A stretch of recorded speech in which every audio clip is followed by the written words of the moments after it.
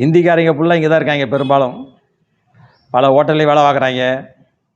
ஆமாங்க. நீ தமிழில் என்னெல்லாம் திட்டுங்க அவனுக்கு தெரியாது. அவன் ஹிந்தியில் நம்மளாம் திட்டுவான், நமக்கும் புரியாது. அப்படி தான் இருக்குது இப்போ. அவங்களாம் ஹோட்டலில் போய் சாப்பிட்றா இருந்தா ஜிஎஸ்டி வரி இல்லாமல் இருந்தாலும் அவங்க இப்போ வாங்குறது 500 சம்பளம் தான் கொடுக்குறாங்க. நீ கக்கூஸ் கழுவுனாலும் சரி, அடுத்தவனுக்கு குண்டி கழுவுனாலும் சரி, அவன் 500 சம்பளம் தான் கொடுக்குறாங்க இங்கே உள்ளவங்க. அதனால தான் தமிழை வேலை பார்க்க மாட்டேங்கிறேன்.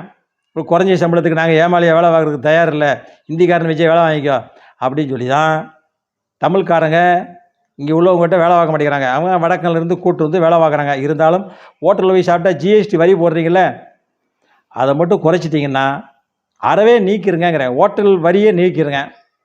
அதுதான் மெயின். மற்றதுக்கெல்லாம் தங்கத்துக்கு கூட்டுங்க. தங்க நீ கோடிக்கணக்காக வச்சாரு 2 லட்சம் போனாலும் பொம்பளை வாங்குவாங்க. ஆமாம், ஒரு பவுன் 2 லட்சம் வைங்க, அப்பவும் நாக்கு கூட்டமாக தான் இருக்கும். வியாபாரிகளும் மகிழ்ச்சியாக அடைவாங்க, தங்க நகை வியாபாரிகள். அடுத்த வாட்டியில் வரேன்.